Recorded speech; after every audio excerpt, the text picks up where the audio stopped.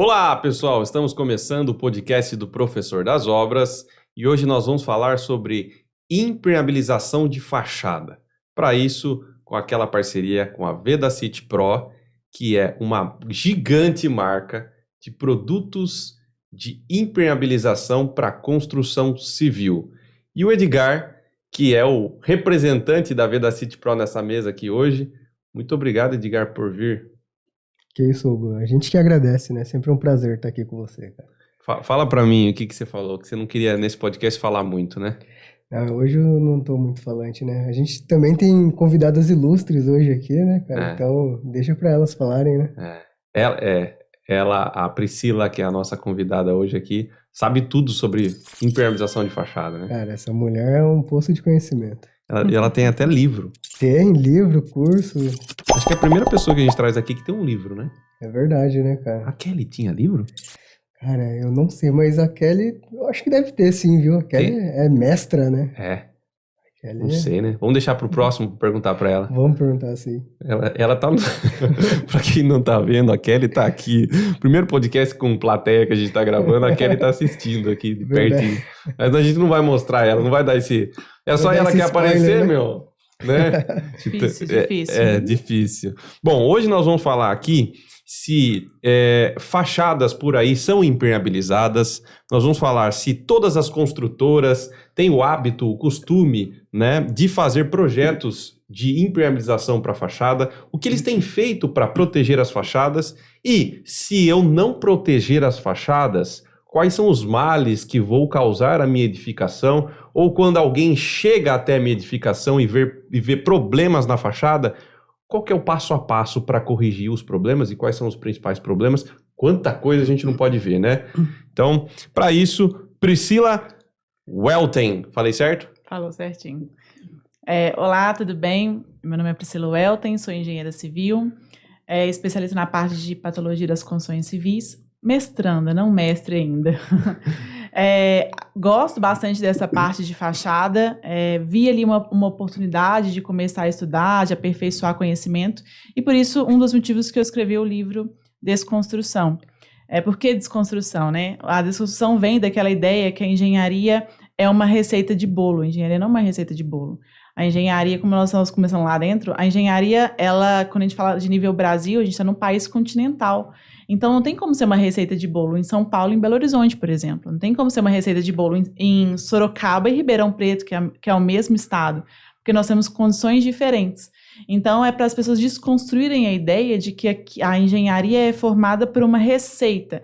Claro que tem bases técnicas iguais, mas o conhecimento e entendimento das disciplinas é individual para cada local. Então, eu elaborei esse livro há um tempo atrás, tem 2 anos, e eu fui colocando um pouco da experiência que a gente teve na aula de engenharia para poder elaborá-lo. E ficou muito interessante. Devia ter trazido né? O nome do livro é Desconstrução. Desconstrução. Tá. E nesse livro, além de tudo isso que você falou, onde que ele pega, assim? Você fala sobre impermeabilização nele, você fala sobre fachada. Na verdade, é um compilado de várias inspeções. A primeira coisa é mostrando ali a necessidade do plano de manutenção, explicando sobre as vistorias, explicando sobre procedimentos corretivos. Uma coisa que a gente foi aprendendo nesses últimos 10 anos de empresa foi que, para conversar com o nosso cliente final, a gente precisa desenhar de fato. Foi aí que nasceu o amor pelos projetos, porque a gente começava a desenhar procedimentos executivos de correção. Por que não trazer isso para melhoria na construção? E aí, quando eu comecei a elaborar esses detalhes executivos para aplicar dentro dos condomínios, dentro dos nossos clientes, a gente começou a pensar em desenhar os projetos também para as construtoras. E aí mostrar para eles que, de fato, projeto de impermeabilização, projeto de fachada, não é só apenas um papel bonito desenhado. São instruções técnicas pensadas exclusivamente para aquele edifício. Então, a minha empresa nasceu de trás para frente. Ela nasceu pelo consumidor final, e aí eu queria fazer engenharia de fato, eu queria mostrar engenharia, porque você consegue fazer uma engenharia dentro dos condomínios, dentro das indústrias, você consegue, mas você não consegue mudar uma metodologia construtiva a parte de uma manutenção. Então eu falei, não, agora eu vou começar a especializar na parte de projeto, e aí eu comecei a migrar para projetos e consultoria. Exatamente buscando apresentar para a construção civil que nós temos opções interessantes de projeto e que vão mitigar as manifestações patológicas, garantindo durabilidade e vida útil aos sistemas construtivos. Tá. E esse livro é um e-book? Você vende ele de que forma? É um livro físico, ele está em todas as plataformas, ele está no Amazon, na Leitura, Americanas, tem vários lugares. Eu fiz a edição dele pela editora Leude, então hoje já está vendendo em vários lugares aí de plataformas digitais e online. Tá, qual que é o ano de publicação dele? Ele foi publicado em 2020. 2020. Legal, bacana saber, né, Edgar, sobre a elaboração de um livro. A gente sabe que é um passo difícil de ser feito. Muito né? difícil. Imagino. Quando você lê ele, você tem vontade de tirar todos do mercado e fazer desconstruir alguma coisa do livro? Sim, porque a gente vai amadurecendo algumas coisas, né? Então, quando a minha cabeça de 2020 não é a mesma cabeça de 2023, porque a gente vai vendo que tem outras dificuldades, outras formas de falar com o público. E eu confesso que o livro ele não era para engenheiros, o livro era voltado para os síndicos. E aí, quem se atraiu foram os engenheiros. E aí eu falei assim, por que os engenheiros se atraíram com o livro? Porque eu estava explicando algumas metodologias de uma forma muito simplista. E aí eu falei assim, meu Deus, será que eu sou responsável pela forma simplista que as pessoas olham a engenharia? Porque eu escrevi para leigos e os engenheiros que se atraíram. Então, eu escreveria, se fosse para engenheiro, uma linguagem muito mais técnica, deixando claro que seria para engenheiros, e o outro para síndicos, deixando claro que era para síndicos. Pensando por outro lado também, se os engenheiros foram atraídos por uma linguagem simples, talvez seja porque existe uma demanda. Há uma demanda, de fato. Eu acho que o que acendeu muito a demanda foi a pandemia, né? De fato, acendeu muito. E é onde a gente mais viu mudança de comportamento de mercado. Não sei se vocês sentiram isso, mas os olhos das pessoas se voltaram para dentro das casas de novo. Então, as pessoas, como elas estavam lá dentro das casas sem poder sair, tudo incomodava, né? As pessoas ficavam mestres de fazer no YouTube formas de melhorar as coisas dentro de casa. Então, mudou um pouco o cenário. Só que também mudou a qualidade do ensino. Porque é uma coisa você estudar presencialmente, uma coisa é você estudar no online. É totalmente diferente. Então, abriu esse mercado, mas ao mesmo tempo as pessoas acharam que é simples, que em um Reels de 1 minuto você vai aprender sobre engenharia, e você não vai aprender sobre engenharia, você vai só simplesmente colocar ali um cravo, como se fosse aqueles docinhos, sabe? É só o cravo decorativo, não é o doce de fato. Então, eu fico preocupada com o que as pessoas estão achando que é muito simplista, e não é uma área extremamente complexa, uma área que você precisa estudar.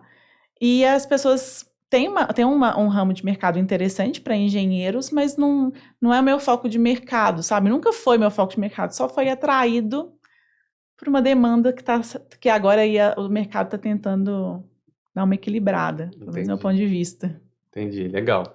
Bom, entrando dentro do assunto, então, do nosso bate-papo, que é sobre impermeabilização de fachada, problemas que você encontra nas edificações relacionados a infiltrações, umidades em fachada. Vamos tentar construir um cenário aqui junto da sua rotina. Primeiro até, né? Fala um pouquinho da sua atuação profissional. Tá.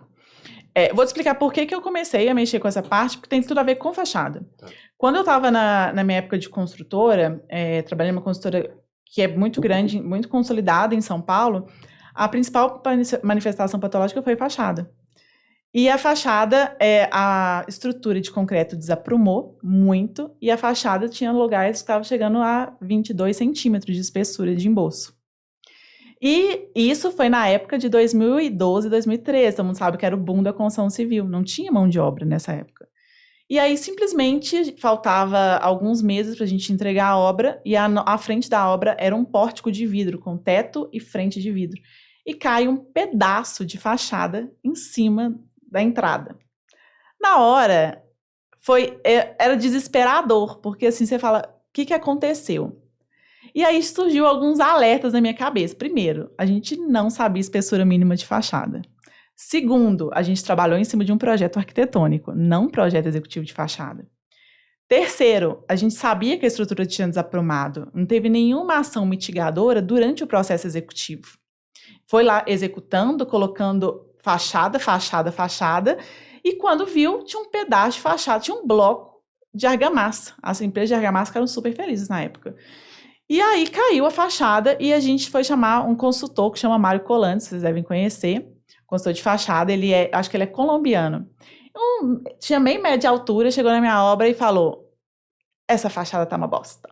E mandou quebrar toda a fachada. Nossa. Fizemos teste de percussão, nunca tinha ouvido falar de teste de percussão, e ele fez o teste de percussão na fachada. A fachada estava parecendo uma pintura rupestre, de tanta marcação. E aí a gente colocou os balancinhos e começamos a descer na fachada. Quando a gente batia a fachada e tirava os pedaços para ver o que tinha acontecido, não tinha. A alvenaria, a camada ali entre a alvenaria e a estrutura de concreto, ela estava sem preenchimento, eu não tinha encunhamento. Então, o Soncava, ele dava tanto da falta de aderência do emboço, como o substrato, que é a argamassa, como também a metodologia construtiva. A gente estava aplicando chapisco convencional e estrutura de concreto armado. A gente estava aplicando, o pessoal da obra, para poder andar mais rápido, estava aplicando gesso. Tinha vários sacos de gesso dentro dos balancinhos, o pessoal colocava, polvilhava ali o gesso em cima das camadas, e as camadas iam perdendo as aderências entre elas, porque o gesso, todo mundo sabe, e para quem não sabe, ele faz com que a pasta de cimento ela tenha uma resistência mais rápida, superficial. E aí a gente consegue ganhar tempo de produção, porque a gente estava com o boom da construção civil. E aí foram vários fatores que levaram nós não sabemos fazer fachada. E aí nós demolimos a fachada. Então nós chamamos inúmeras empresas de argamassa na época para a gente entender o que tinha acontecido. E a primeira coisa que o fabricante falou foi, a gente não vai dar consultoria, porque a nossa garantia está relacionada à espessura da argamassa. E aí a gente começou a testar várias coisas, endurecedor de superfície, começou a ver como a gente melhorava. E aí a gente começou a entender como funcionava o traço da fachada. E aí, tudo bem, terminamos a fachada, traumatizados e sabendo que a fachada era um gargalo. Porque você acha que a construtora quebrou tudo? Não. Aí eu virei a engenheira de assistência técnica dessa mesma obra. Nossa. E aí eu fiquei traumatizada, porque eu entendia engenharia de uma forma que, na verdade, eu não sabia conceitos básicos. A única vez que eu ouvi norma foi quando eu entrei na obra e o engenheiro da obra fez uma gracinha lá que procure a norma. Acho que todo mundo já fez isso com um estagiário, né? E eu fiquei procurando essa norma o tempo todo e foi a única vez que eu ouvi norma dentro do canteiro de obras. Porque as pessoas não têm enraizado a cultura de projetos, atendimentos normativos, porque fica ali driblando a melhor forma de economizar procedimentos. E às vezes o engenheiro de campo sequer tem tempo para ir conferir campo, porque fica ali habitolado com planilhas e mais planilhas. Então aí surgiu a minha curiosidade sobre isso. Passado alguns anos, eu fui fazer uma inspeção nesse mesmo prédio. Aí eu já estava com a minha empresa, e a fachada, simplesmente, as pessoas acham que fachada com camadas mais grossas, mais espessas, é simplesmente um problema de fachada, só que não. Nós fizemos um estudo nesse prédio, muito interessante, inclusive, do como a espessura da argamassa estava afetando o comportamento estrutural, porque a gente começou a aumentar a quantidade de carga absorvida pela face dos nossos pilares e vigas. Então, o prédio ele se deformava muito mais do lado que ele desaprumou do que os outros, então tinha mais fissurações. Então, não adianta eu entrar com uma pintura, por exemplo, cimentícia, porque ela fissurava nos 2 primeiros anos. Eu tive que entrar com pinturas que trabalhavam muito melhor. Eu atrelei a responsabilidade construtiva à manutenção. Então, e como eu fiz uma manutenção, não apresentei para o meu cliente uma manutenção de fato que deveria ser feita, quais os produtos, era uma manutenção corretiva e preventiva ad aeterno. Então, eu comecei, gente, como a gente pode pensar de uma forma diferente? E aí surgiu os projetos de fachada. Como a gente consegue mitigar essas ocorrências, porque o projeto nada mais é do que executar certo para que eu possa fazer uma manutenção preventiva de fato. Porque a obrigação dos moradores e dos síndicos é manutenção preventiva e não corrigir uma falha de ausência ou ineficiência de um projeto executivo. Então, isso a gente começou a enraizar e a minha maior dificuldade é, construtoras, é necessário projeto. Porque as pessoas acham que ainda projeto de fachada é um projeto de arquitetura e não é, né? Então, essa acho que é a maior dificuldade hoje no mercado de colocar isso de fato em prática. Tá. Você falou várias coisas que eu anotei aqui enquanto você falava, que é super curioso. Bom, primeiro eu gostaria que você respondesse o que deveria ser feito em uma fachada quando há um desaprumo. E assim, eu sei que existe uma tolerância até por norma desse desaprumo, né? Fala um pouquinho dessa tolerância, né? E o que deve ser feito quando há um desaprumo. Primeira coisa é você, quando a gente verifica o desaprumo, a maioria das vezes está relacionado a você pegar um ponto de referência errado. Então, as pessoas acham que eu faço o pavimento de baixo e vou jogando a medida para cima. Não, a gente tem que usar uma base e jogar ela para cima. Então, começa aí com metodologia lá errado na forma de você fazer a conferência e soltar os pavimentos. Tendo desaprumo, o projeto que você fez lá no início, ele já não vale mais, porque eu fiz um projeto numa característica em que eu não tinha considerado um desaprumo. Então, a gente tem que rever o projeto. Eu tenho que sentar com a equipe de projeto, eu tenho que sentar com a equipe de obra e refazer o meu projeto executivo. Eu preciso repensar a metodologia que vai ser aplicada. Dependendo do desaprumo que foi verificado, uma fachada argamassada não vai passar. Eu vou ter que pensar numa outra metodologia construtiva para poder enquadrar um erro de construção, mas isso na etapa de obra. Então, as pessoas acham, desaprumou ali 10 centímetros, você vai encher de argamassa? Vamos fazer ali os cobrimentos com as telas e a gente vai entelar isso e vai virar uma argamassa armada. Eu vejo muitos consultores falando isso. Tá, qual o impacto disso para a estrutura de concreto? Qual o impacto disso na fundação ao final?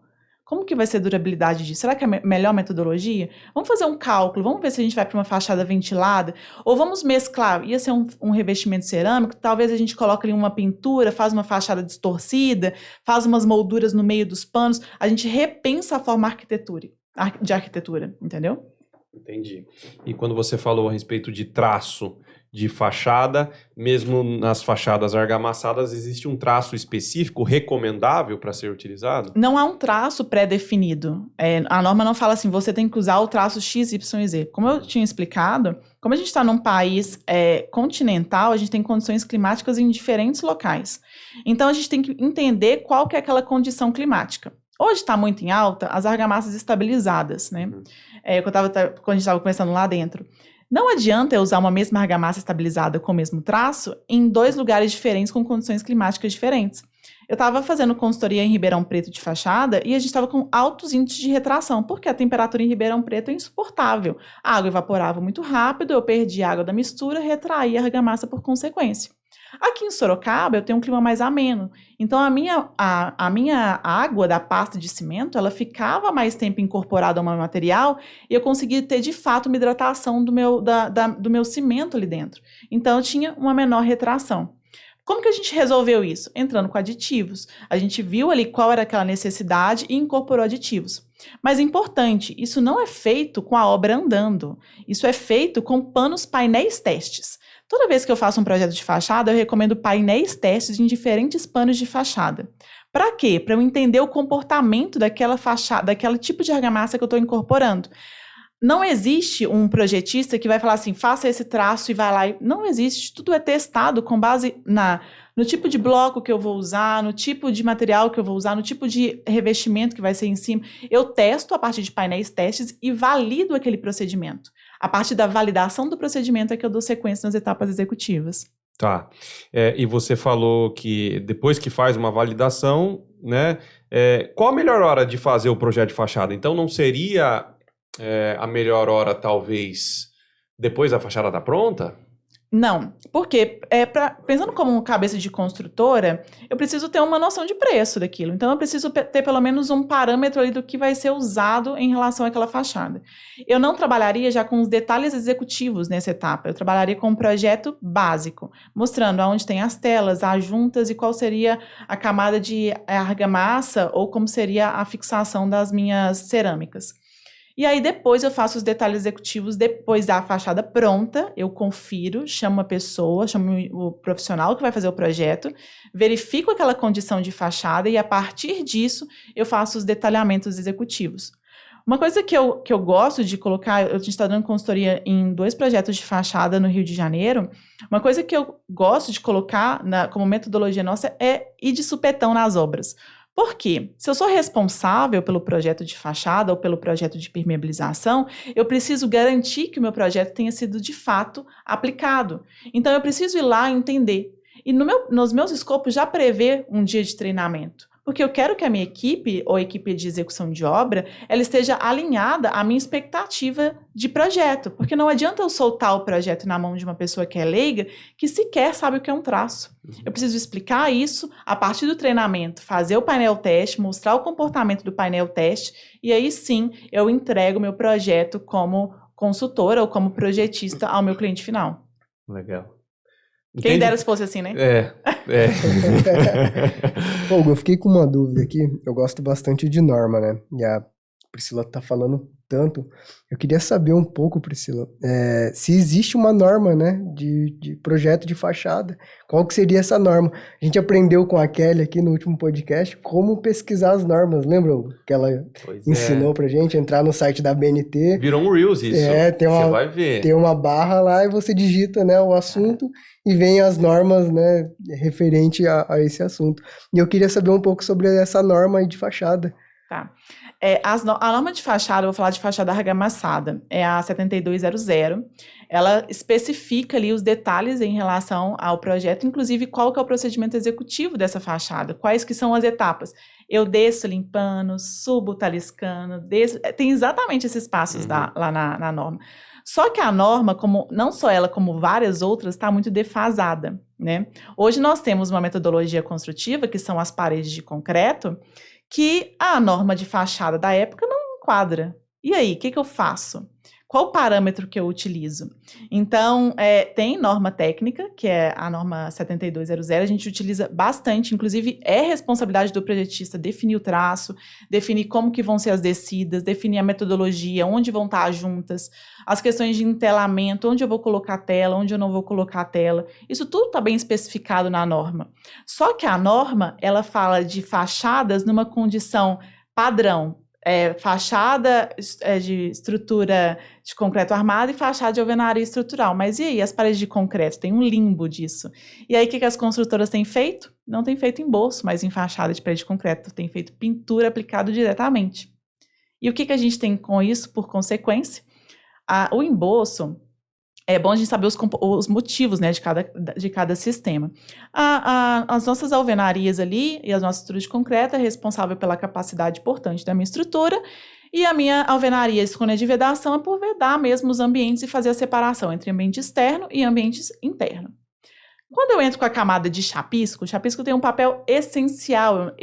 As consultoras ainda têm tirado algumas aí das etapas construtivas numa ideia equivocada de custo, mas quando ela entender que o chapisco, quando eu aplico a camada de chapisco entre a meu substrato e o meu emboço, ele, na verdade, ele está ali tanto para criar uma ponte de aderência entre os dois sistemas, porque o meu concreto, ele é liso por natureza. Ele é liso, a superfície ela é lisa.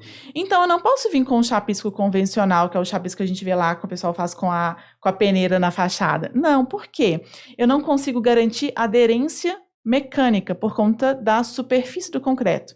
Então, eu venho com um chapisco colante, que eu vou conseguir uma aderência química de uma superfície lisa. Então, eu vou criar uma aderência química para a próxima camada. Já para blocos ou para tijolos, por que eles são mais porosos e por que eles têm aquelas ranhuras? Para eu conseguir garantir aderência mecânica.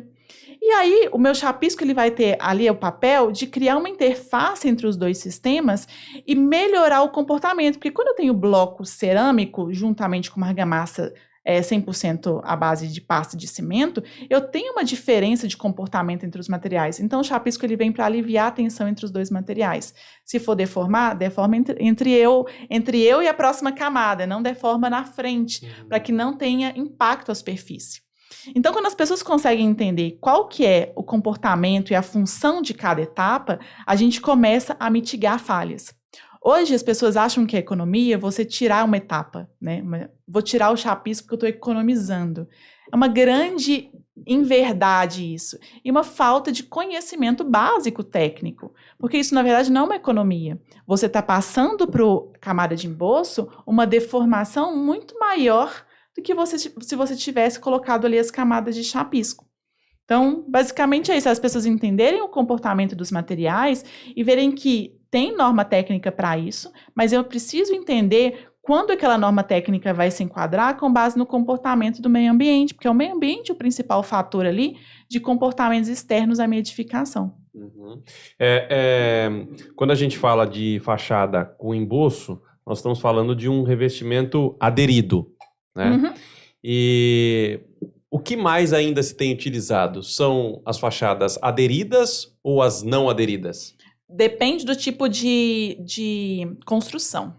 Como a gente tem padrões de construção, os padrões que a gente chama de Minha Casa Minha Vida, por um tempo até chamou de verde e amarelo, as fachadas aderidas são os mais comuns. E como elas são as construções que têm maior volume a nível Brasil, então são as fachadas mais utilizadas, que normalmente são as fachadas argamassadas de um prédio ali de térreo mais 3 pavimentos. Quando a gente fala de médio a alto padrão, a gente tem mesclado muito as fachadas. Então, por exemplo, Belo Horizonte, se vocês não foram ainda, a maioria das fachadas é com granito. As nossas fachadas, a nossa fachada reveste com granito. Quem trouxe fachada com textura foram os paulistas que levaram isso lá para Belo Horizonte, porque não era uma prática comum do mercado. Então, nós temos uma mescla grande e ainda falhas executivas em todas essas mesclas. Nós tivemos, lá em Belo Horizonte, tem um prédio que eu acompanhei sem estar contratada, mas é por curiosidade mesmo. Eles fizeram uma fachada ventilada. Então, fizeram os inserts metálicos e aí a fachada desaprumou. E tinha insert que eles fizeram um calhamaço de argamassa e colocaram o insert na frente. Aí eu pensei, gente, como que esse trem vai funcionar? Não vai funcionar, porque tem quase 20 centímetros de argamassa com insert na frente. Por que já não fez o insert no tamanho certo? Então, o que a gente vê é uma mescla dos sistemas construtivos e pouco conhecimento sobre cada um deles, sabe? As pessoas não pegam de fato para estudar aquilo. Eles pensam só o seguinte, quanto custa para fazer isso ou aquilo? Vamos fazer uma monocapa, por exemplo? A monocapa é melhor do que embolso?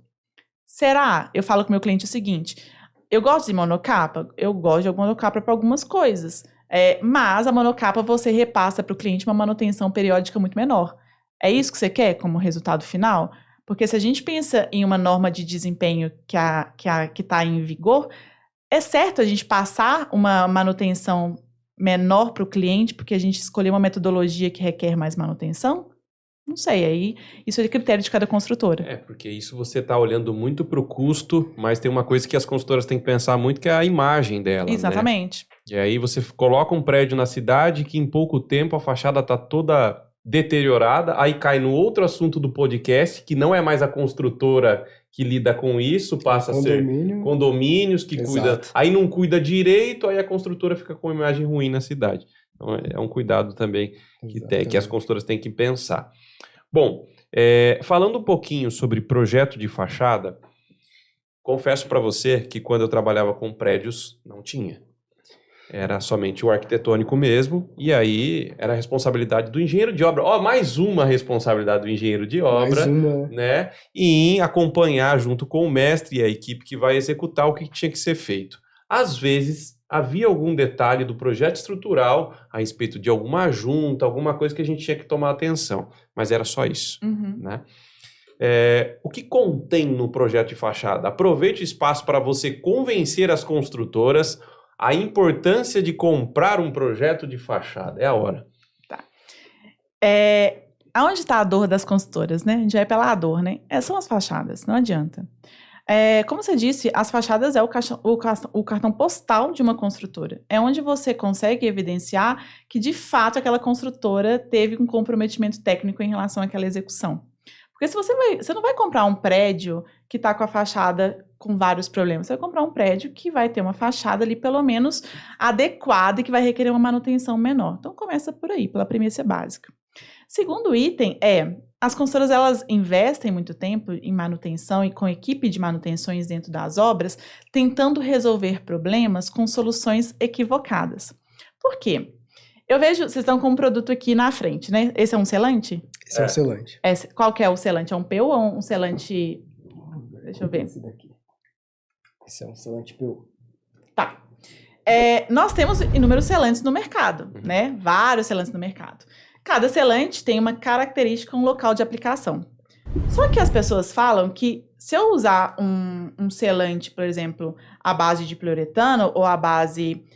eu gosto muito de usar selante à base de silicone, não sei se vocês usam aqui. Eu uso bastante selante à base de silicone. Por quê? Eu penso em durabilidade. Quando você contrata um projeto de fachada, você entende a característica desse produto, entende a durabilidade desse produto e coloca no manual de uso e operação qual que é a garantia mais adequada para esse produto. Porque as pessoas acham que um projeto de fachada está limitado a um desenho bonito, mas o projeto de fachada tem que, inclusive, mostrar como que vai ser a manutenção no pós-uso. Então, por exemplo, quando eu faço um projeto, eu coloco lá, você está usando um selante, esse selante, e você precisa fazer a manutenção dele a cada 2 anos. Eu vou sentar com você lá e vou falar assim, deixa eu ver de quanto em quanto tempo eu preciso fazer. Qual que é o comportamento? Quando tiver essa característica vai ser... E eu tenho que colocar essa informação no projeto. O projeto não é um desenho. O projeto é uma diretriz. E a partir da diretriz, eu vou direcionar tanto a construtora na época de construção, quanto o cliente na etapa final. Ou vocês acham que o manual de uso e operação é só o copia e cola do Sinduscom, como as pessoas falam? Não. O manual de uso e operação, eu entendo o material, entendo o comportamento, como é a manutenção e coloco para o cliente. Então, quando eu crio rotinas de manutenção adequadas no pós-uso, isso é um benefício para a fachada. Isso é um benefício de durabilidade para a fachada. Um outro ponto importante do projeto de fachada, eu vou entender o comportamento do sistema como um todo. Como ele vai movimentar mais, aonde ele deforma menos, aonde ele precisa ter mais atenção. Eu preciso entelar a fachada toda? Eu preciso colocar a junta na fachada toda? Eu posso mesclar entre junta selada e junta impermeabilizada? Claro que eu posso. Eu preciso entender comportamento. Então, isso passa daquela parte que a gente fica no achismo e vai para a parte técnica. Quando a gente incorpora projetos dentro da nossa edificação, o objetivo não é encarecer, o objetivo é direcionar a técnica. E quando a gente direciona a técnica, quem ganha não é só a construtora, o consumidor final também ganha, e por consequência a imagem da construtora. Eu vou querer comprar um novo apartamento de uma construtora que eu já tenho um histórico bom. Não vou comprar de uma construtora que tem um péssimo histórico de mercado. E isso está atrelado a bons projetos executivos. Falando um pouco de selante, Priscila, é legal falar aqui também que a Vedacity acabou de reformular toda a nossa linha de selante, cara. E tá para ser lançado em breve, aí nessas próximas semanas aí, toda a linha de selante da Vedacity. E a Priscila comentou uma coisa bem legal, que são os selantes à base de silicone, né? Ou os híbridos também, silicone e poliuretano. Queria que você falasse um pouco também sobre selantes para esquadrias. O que você normalmente recomenda? Qual que é a diferença de um silicone neutro e um acético? Se funciona os dois para esquadrias de alumínio, por exemplo? Como que você especifica hoje isso? Tá. Isso é legal porque entra, inclusive, no projeto de fachada. Eu especifico até o selante que vai colocar na esquadria e especifico como que tem que ser o caimento. Porque não adianta eu vir com o melhor selante, da melhor marca, a melhor especificação, e eu tiver falha na inclinação do meu peitoril. Não adianta. Por que não adianta? Porque para que um produto, seja ele qual for e qual base for, eu preciso que todas as etapas sejam adequadas. Um produto, seja ele qual for, não vai fazer milagre, não vai resolver um problema da etapa anterior. As pessoas julgam os produtos hoje em dia pela característica ou pelo que o mercado tem falado. Isso aqui é um produto que todo mundo usa, né? Isso aqui é um produto que fica na cartucheira do pessoal de manutenção, os PUs. Eu confesso que os PUs não utilizo em fachada. É bem raro eu usar PU em fachada especificamente. Eu gosto bastante dos selantes à base de silicone na fachada, porque ele tem uma maior resistência UV. E fachadas, por exemplo, virada no sol eu não especifico o mesmo PU para tudo. Para a mesma fachada em locais de sol da tarde e sol da manhã igual. Por quê? Porque comportamento diferente. Por que eu vou gastar o mesmo produto? Se eu vou querer uma fachada no sol da tarde, eu não vou usar PU. Se eu for querer uma fachada no sol da manhã, eu vou usar PU.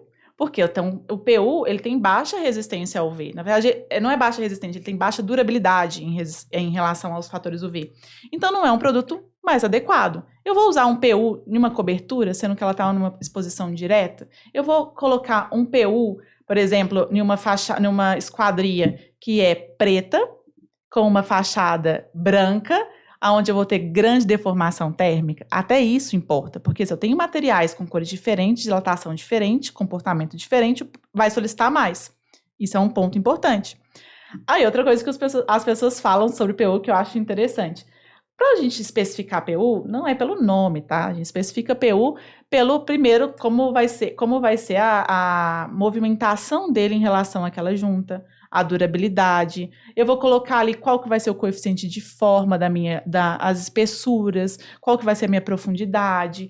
Vou especificar como eu vou fazer a limpeza, que eu preciso colocar também para as pessoas que se eu não limpar a superfície antes, não preparar, não aplicar um prime, não sei se o de vocês tem prime antes, não aplicar um prime, eu vou dar falha de adesão, que é aquela soltura na lateral. Aí a construtora fala, mas o selante vence com 1 ano. Não, meu querido, se der falha de adesão visual, falha de adesão indica que o substrato estava sujo ao aplicar. Isso é uma falha de construção. Então, não é falha de manutenção. Embora o prédio tenha 3 anos, a adesão não se dá por falha de manutenção. Falha de manutenção é craquelamento, envelhecimento do material. Aí sim, é por conta disso. E quando a gente tem o projeto, principalmente entende as especificações dos produtos, a gente vem com soluções mais assertivas para cada ponto da edificação, entendeu? Legal. Quando você se depara com uma fachada com problemas relacionados à impermeabilização, quais geralmente são as causas desses problemas? Primeiro, quando a gente fala de estanqueidade, né, de fachada, primeiro que as pessoas não pensam em impermeabilização em fachadas, né? A gente estava conversando antes. Não tem como a gente fazer um projeto e dividir disciplinas. Não funciona dessa forma. É a mesma coisa de eu fazer um projeto de esquadrias e desconsiderar qual que vai ser meu emboço final. Mas, Priscila, o que tem a ver uma coisa com a outra? Um vai comportar termicamente diferente do outro e vai dilatar e vai ter fissuras muito mais fáceis. A mesma coisa funciona com a impermeabilização. Quando eu faço um projeto de fachada, normalmente eu já defino as impermeabilizações.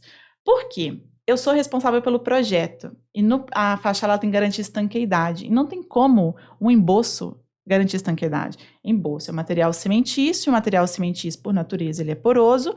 Na verdade, ele possui porosidades conectadas, que são ali as ramificações, o que a gente chama de capilaridade, e a partir disso que entra a água. Se eu tenho, a impermeabilização vai fazer o quê? Vai criar uma barreira. E aí, como que eu faço projeto de impermeabilização, por exemplo, de fachada? Se eu tenho uma fachada que eu tenho encostado no pilotismo, vamos pegar uma edificação térreo mais 3, que é a Minha Casa Minha Vida. Como eu faço um projeto? Eu impermeabilizo primeiro, eu faço impermeabilização de baldrame, impermeabilizo até a segunda fiada. Importante, não adianta eu fazer impermeabilização de baldrame para poder ganhar a medição rápida de construtor e deixar a impermeabilização exposta, porque se for argamassa polimérica na base, que muita gente usa, ela é exposta ao sol, perde a função, então você perde a função da impermeabilização, que é muito comum ver em construtora. Então a impermeabilização ela tem que caminhar junto com a próxima etapa. A impermeabilização é quase um acabamento fino, em alguns casos. Não adianta ela entrar com uma impermeabilização faltando terminar a alvenaria. Por quê? Se entrar com uma impermeabilização rígida, ela vai deformar e a deformação vai gerar microfissuras e você perdeu o efeito da impermeabilização. Então, a gente coloca quando vai começar a impermeabilização da base. Eu só começo a impermeabilização de fachada depois de toda a minha estrutura pronta e depois da minha alvenaria fechada e encunhada. Ponto. Por quê? Eu alivio todas as deformações. Depois disso, o que mais a gente especifica? Eu já vim com a impermeabilização de baldrame e já fiz a impermeabilização das 2 primeiras fiadas. A minha argamassa, eu vou colocar um aditivo para diminuir a porosidade na parte de baixo. No primeiro andar, não é a mesma argamassa dos últimos andares. E se eu tiver por exemplo, uma marquise, aquela marquise eu vou considerar como se fosse térreo, porque tem um acúmulo de água naquela região. Outro ponto importante, impermeabilização, quando a gente vai colocando as camadas, eu coloco a camada e aí eu tenho um material que comporta diferente do bloco, que comporta diferente da minha argamassa de frente. Então, o que eu faço? Uma junta de movimentação. Todo lugar que eu tenho impermeabilização, eu peço uma junta. Pode ser uma junta impermeabilizada ou uma junta selada. Então, eu subo a impermeabilização para ficar harmônica. Se eu vou colocar, por exemplo, uma fachada revestida em cerâmica e a fachada vai ter um revestimento 60 por 60, eu subo a impermeabilização 70 centímetros, porque tem que ficar acima da área do rejunte, faço 70 centímetros, a minha argamassa de baixo, ela já tem um critério de impermeabilização, a minha argamassa de assentamento, eu coloco uma argamassa específica para aquele material e selo a minha junta, a impermeabilização sobe além daquele elemento. Se for argamassa, se for um prédio que eu tenho telhado projetado para fora, eu vejo se tem calha. Se não tem calha, eu vejo qual que é a projeção de aspersão de água e subo a impermeabilização até a aspersão de água. Porque a água cai do telhado, pinga no chão e asperge. Então, eu subo a impermeabilização para esse trecho. Por isso que é uma análise de todo o sistema e não somente de um material. Então, voltando para o TR+3, eu impermeabilizo a base. Eu normalmente subo a base, eu não faço projeto de impermeabilização muito por altura. Eu vejo qual que é o bloco que eles vão usar e faço a definição não pela altura, mas pela quantidade de blocos, porque fica mais fácil da equipe de obra controlar. Então, eu subo de 2 a 3 blocos. Subir 3 blocos, importante, uma premissa, eu preciso estar com a argamassa de assentamento totalmente preenchida. Então, é uma premissa de projeto, a gente desenha lá que se a argamassa estiver não preenchida, eu vou ter, a impermeabilização não está eficiente. Fiz essa parte, fiz a minha argamassa da frente emboçada já com características impermeabilizantes e refaço a impermeabilização em cima. Aí eu vejo impermeabilizações que eu posso aplicar pintura sobre. Então, tem algumas argamassas poliméricas flexíveis que eu posso vir com a textura em cima, que não vai afetar esteticamente. A junta é para, inclusive, porque vai ter diferença de acabamento superficial, é claro. A junta é para poder também disfarçar o visualmente como que vai ficar a característica superficial do meu material. Então, é uma mescla de sistema que a gente vai só conseguir avaliar quando a gente entende o conjunto. Tá, essa junta que você falou é uma junta superficial, não é uma junta estrutural. É uma junta que ela contempla toda a camada do emboço. Só do emboço. Sim. Tá. A junta estrutural é quando eu tenho na estrutura de concreto, né? É porque a gente tem várias juntas, né? Inúmeras juntas. Dependendo da fachada, se for argamassada, eu tenho a junta de movimentação que não está limitada a horizontais, tem a horizontal e a vertical, né? Porque a argamassa não comporta só de um movimento aqui, quem dera, né? Nós temos como fachada cerâmica, eu tenho as juntas de dessolidarização, que é onde encontra as fachadas. Essa aqui está exposta ao sol da tarde, essa está ao sol da manhã. Essa vai deformar aqui à tarde, essa aqui vai deformar e parar. Se eu não tiver uma junta entre elas, o que acontece? Essa não movimenta e acaba tendo abaulamento da cerâmica e ela começa a soltar nos quinas. Junta ali de dessolidarização, encontro de piso com parede, encontro de marquise na parte de baixo. Então, tem inúmeras juntas a depender ali, é claro, do comportamento e de como que é o fator de projeção solar naquela edificação. Gostaria muito, viu, Edgar, de fazer um podcast sobre juntas. Acho muito interessante. A gente colocar um calculista, né, para falar sobre as juntas de estrutura, coloca uma pessoa que entende tudo sobre fachadas para a gente falar de juntas de movimentação, juntas de revestimento, esse tipo de coisa, e coloca você só para ficar bonito. Eu fico aqui, né, de papagaio de pirata, né? Tá certo, muito junta bom. É muito legal, então. Que legal. Quando você entende o comportamento da junta, você começa a entender que não é que o produto é ruim, é que você especificou mal. Sim. Legal. Né? Priscila, você tá falando aí, eu tô aqui encantado, eu tô, né, eu também me tô de boca deleitando aberta aqui com tanto conhecimento. A gente sabe que na nossa formação, né, no curso de Engenharia Civil, a gente tem poucas matérias, ou às vezes quase nenhuma, a respeito desses assuntos. Queria saber, né, da onde que veio tanto conhecimento, além da prática, óbvio. Você fez algumas pós-graduação em relação a isso? O que você buscou para, né, aprimorar esse conhecimento aí? Eu amo estudar. Eu sempre, na minha cabeça, desde jovem, assim, bem jovenzinha, eu sempre tinha a ideia que a educação ia mudar a minha vida. Então, fui inventar a moda que a Kelly colocou na minha cabeça de fazer outra pós. Eu falei que eu não ia fazer mais pós.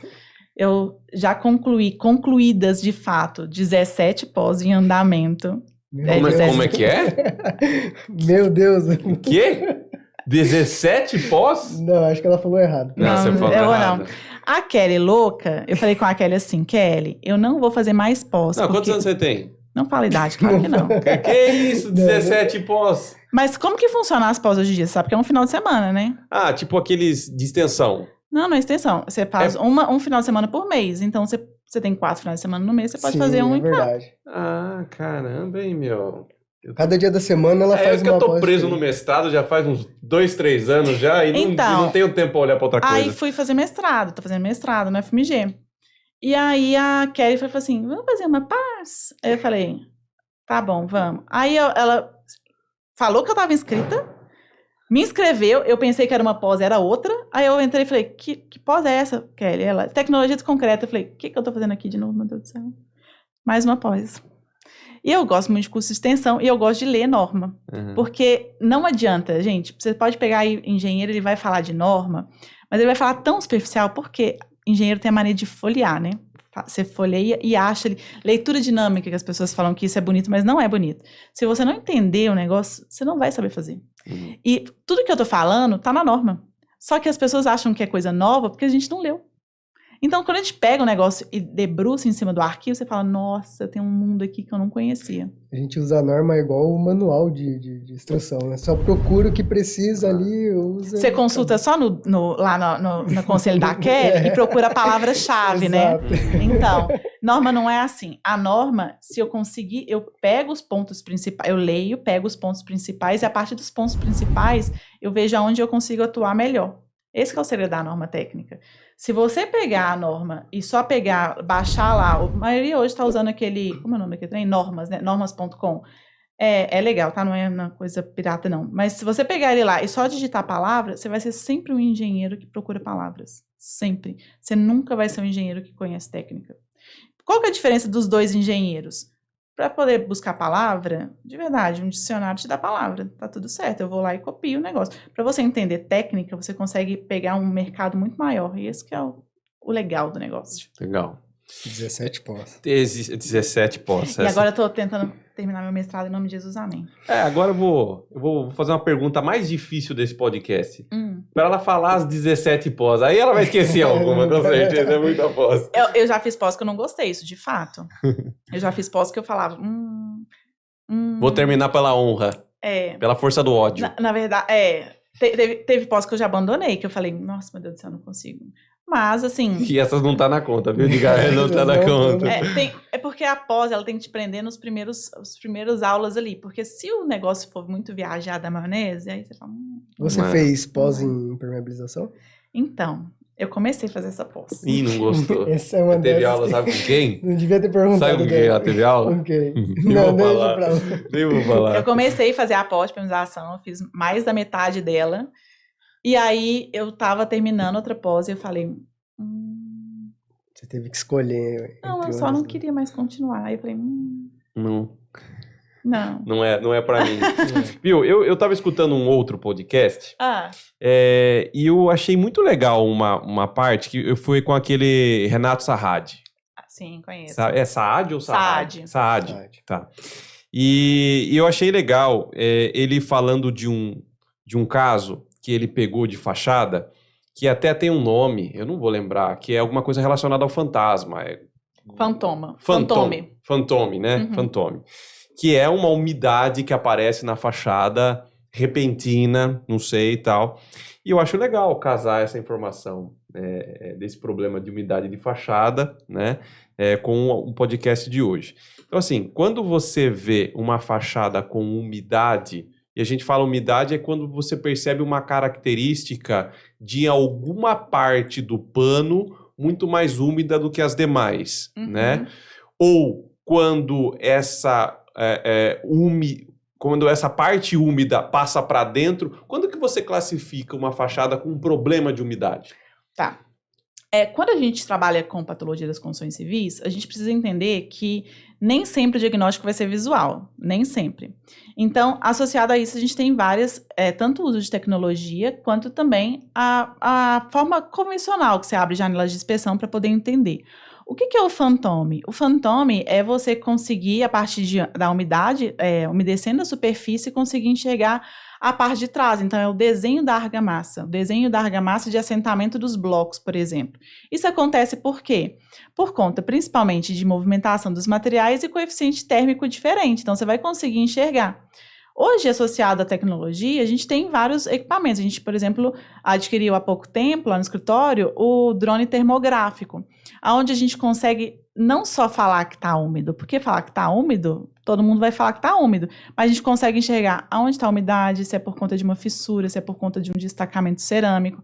Então, a gente consegue enxergar muito melhor qual que é aquela manifestação patológica.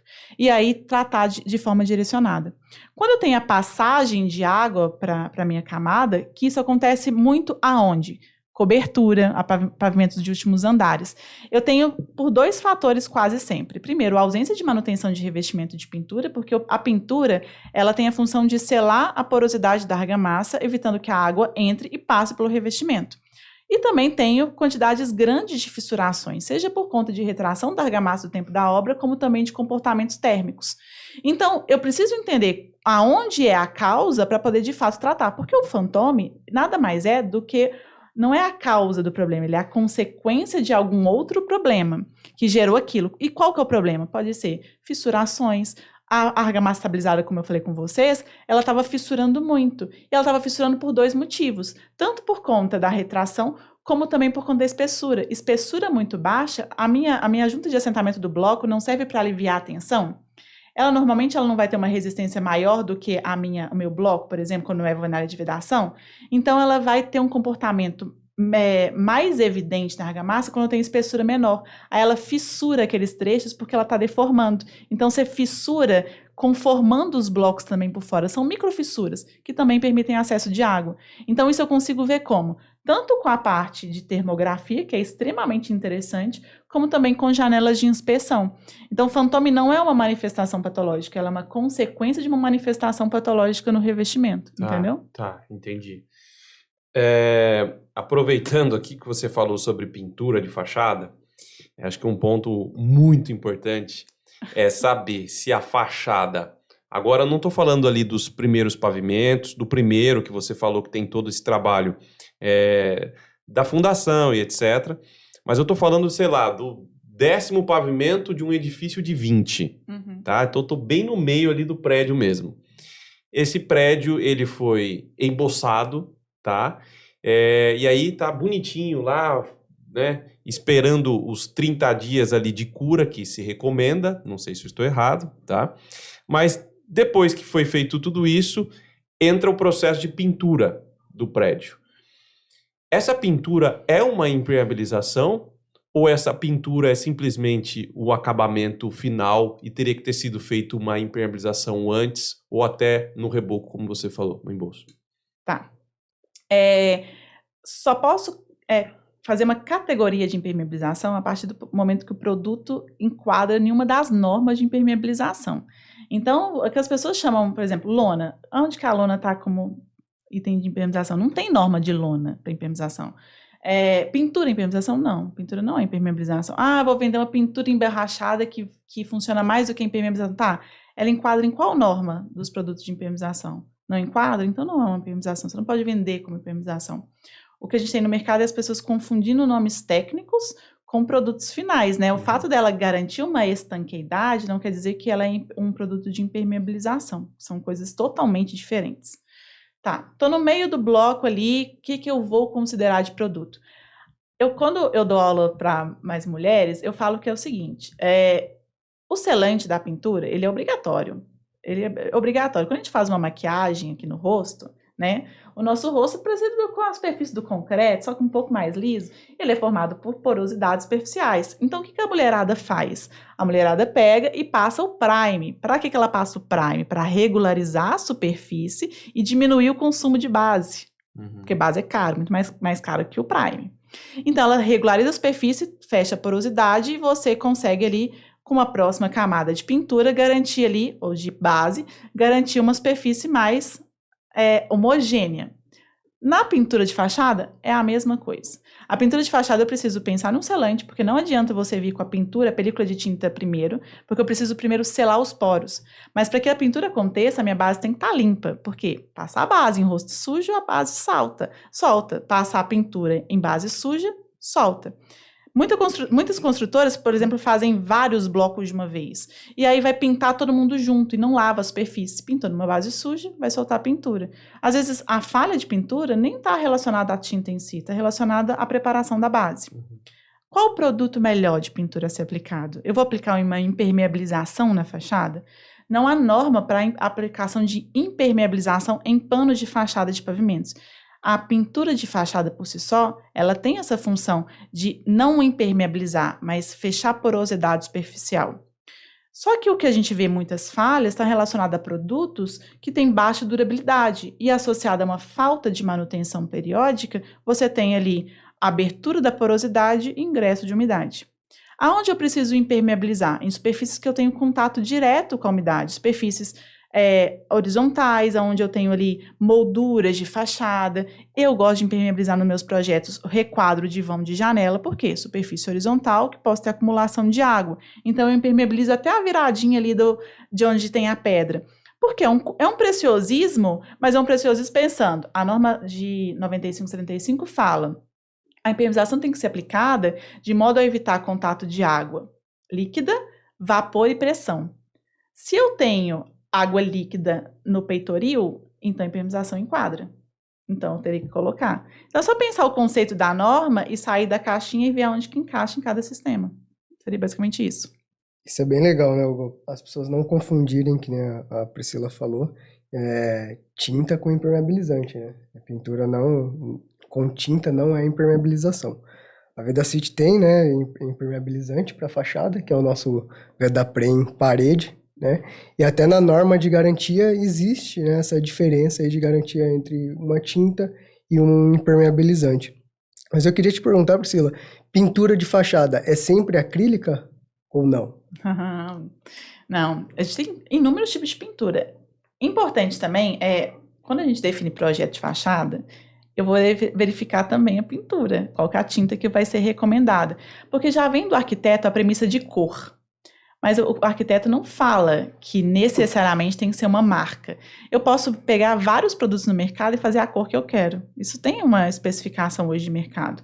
Então, com base no projeto de fachada, eu vou entender o comportamento externo, vou pegar a norma de desempenho, qual o padrão que eu quero atender, qual que é a VUP de projeto.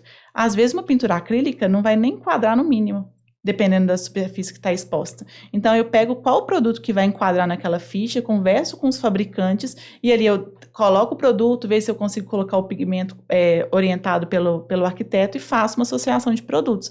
Então, eu tenho as tintas elastoméricas que estão muito em alta, as emborrachadas que o pessoal tem usado bastante, onde tem fissurações. Eu tenho as cimentícias, que são aí algumas texturas. Então, tem inúmeras tintas que eu posso usar como aplicação superficial. Tá. A depender, é claro, do que eu quero como resultado final. Agora eu tenho uma pergunta para os dois aqui, ó. Eu falei para você não fazer pergunta para mim hoje. Pois é, mas essa não tem como não te envolver. Vamos lá. Num traço de argamassa para emboço de fachada, geralmente tem a presença do cal, né? Geralmente.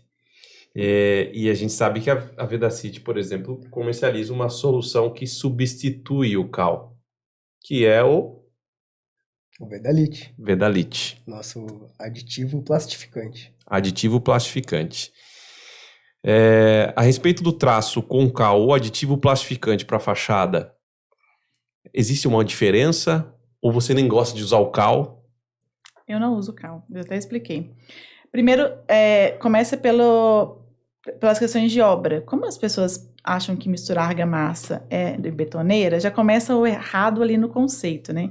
Argamassa a gente mistura em argamassadeira de eixo ali horizontal. Não, a gente não faz a mistura igual ao concreto.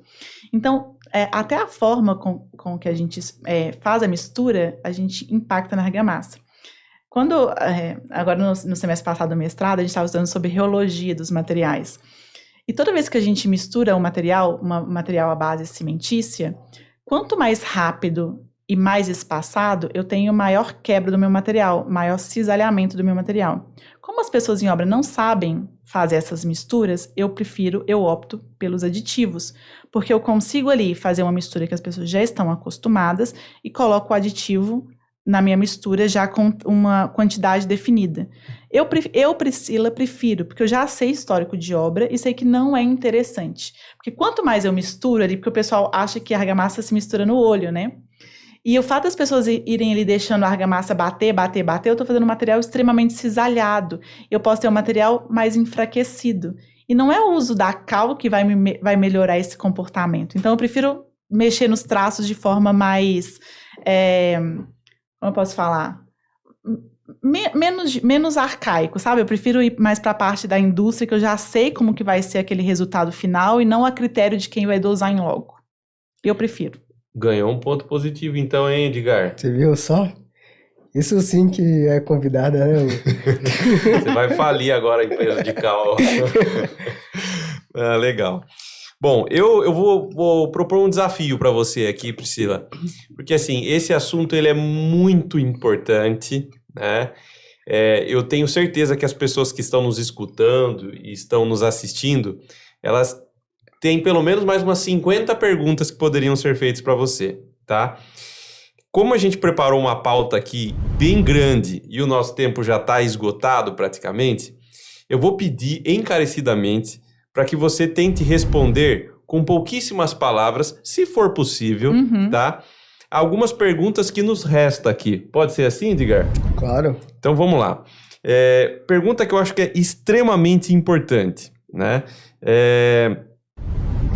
Quando que é necessário que um síndico contrate alguém especialista como você para fazer uma inspeção na fachada? Sempre, porque, na verdade, o síndico ele não tem essa expertise, e se ele quer economizar recurso financeiro, economizar tempo e ter uma forma mais eficaz de fazer a manutenção, a melhor forma é passar essa responsabilidade para quem de fato conhece. Então, o engenheiro ele não é contraindicado, ele é indicado em todas as situações que requer conhecimento técnico, visando principalmente custo-benefício para o condomínio, vamos falar assim. Tá. Quais são os principais erros que devem ser evitados ao solucionar um problema de umidade de fachada? Tratar a causa e não a consequência. As pessoas acham que tem que ser tratada a consequência, e não. Eu preciso entender, investigar a causa, confirmar o diagnóstico e aí sim tratar. Então, hoje, o maior problema que eu vejo quando eu falo de patologia das construções civis é as pessoas tratando as consequências e não os problemas de fato. Tá. Quais são os principais ensaios que você utiliza nas fachadas para identificação dessas causas? Eu gosto muito de fazer a janela de inspeção, né? A janela de inspeção é uma abertura que você faz nos trechos, mas antes disso, faço uma inspeção visual, associo ao uso do drone ou da termografia, e nos locais onde eu tenho alguma dúvida, onde eu preciso confirmar uma informação, eu faço a abertura. Se eu tiver um caso de desprendimento volumétrico, eu faço normalmente arrancamento para ver como está a característica daquele material. Então, o tipo de ensaio vai ser definido com o tipo de manifestação patológica definida em um exame preliminar. Tá. Quais são os diferentes tipos de sistemas de impermeabilização que você vê as construtoras que fazem o processo correto, que é projeto de fachada e tal lá, utilizar? Se é um sistema com rígido, flexível, o que você mais vê? Hoje, muita gente ainda usa os sistemas rígidos. Eu gosto para alguns casos, mas considerando que a gente tem mudado muitas especificações dos produtos e a gente acaba perdendo histórico, e às vezes nem tem histórico daquela metodologia construtiva, os flexíveis ganham bastante espaço, porque a gente consegue ali garantir um desaforo, vamos falar assim, para o material que vai ser aplicado. Então, eu utilizo muito manta asfáltica ainda, utilizo muitas membranas ainda membranas é mais novo, né? Membranas nos nossos projetos. É claro, a maioria das consultoras, elas vêm muito com custo, então eu sempre apresento 3 opções de produtos diferentes, considerando o mesmo resultado e a mesma vida útil de projeto. Tá. Como é que você classifica uma fachada? Uma fachada é uma estrutura rígida, flexível, o que ela é? é flexível, né? Porque eu tenho deformações térmicas. Não existe semiflexível, né? É igual semi-grávida. Não existe isso. Então, é flexível ou ela é rígida? Rígida na construção civil, a gente não tem quase nada, para ser bem sincero. Então, por que eu vou falar produtos rígidos em base que movimentam até mesmo com o clima, né? É que quando a gente pensa em rígido, por exemplo, argamassa polimérica, algumas são indicadas para superfícies consideradas rígidas, certo, Edgar? Sim. Por exemplo, um banheiro impermeabilizado no térreo. Argamassa polimérica rígida. A semiflexível, né? Que é rígido, né? Que é rígido, né? Sim. Só que teve um podcast aqui que justamente a gente falou sobre isso. Tem gente que pega essa argamassa polimérica rígida e tela ela para utilizar numa superfície flexível. Ou seja, faz sentido você pegar um produto rígido, telar e falar que você transformou ele para um flexível? Não faz. Você muda, na verdade, você muda a característica do produto, né? Você acha que muda, porque a tela em nada vai influenciar no comportamento final do produto. Ela continua sendo uma tela em volta de um produto rígido. É isso, basicamente. Na verdade, o que eu acho que o pessoal de impermeabilização até faz um conceito errado, não é que a superfície ela é rígida, é que ela não varia conforme o clima. Porque um banheiro, por exemplo, eu não tenho deformação térmica. E eu já tenho uma estrutura totalmente assentada. Então, eu não tenho movimentação estrutural e nem térmica que pode impactar. Ela não é que ela é rígida, é que eu não tenho deformações ali do meu sistema mais que podem impactar em uma outra camada.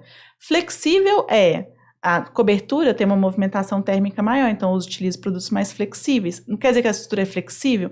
Não, quer dizer que a estrutura está propensa a sofrer deformações e por conta disso enquadra como os flexíveis. É bem complexo de entender. Parece ser muito fácil isso. Não é uma coisa que num Reels de 1 minuto você resolve.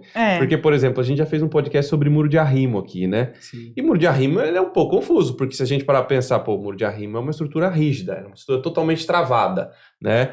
Mas, ao mesmo tempo, você tem uma carga de empuxo muito grande ali que pode estar gerando alguma deformação.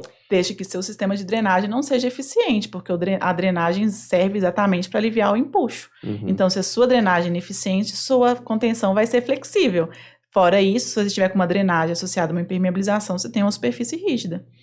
Interessante isso, porque, então, na verdade, o muro de arrimo, em algum momento, ele se tornará flexível, porque enquanto não for totalmente drenado, tá tendo uma movimentação ali. Tá tendo uma movimentação. É que você não impermeabiliza para aquele momento específico, mas sim para um todo, né, de vida útil. Exatamente.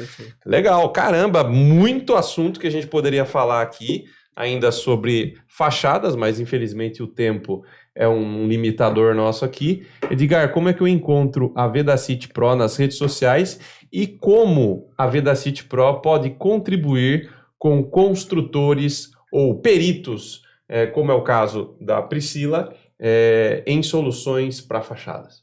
Legal. Encontrem a Vedacity Pro no Instagram, né? @VedacityPro. Então, vão lá, sigam a Vedacity. A gente tem os Reels lá do Professor das Obras, então curtam lá também.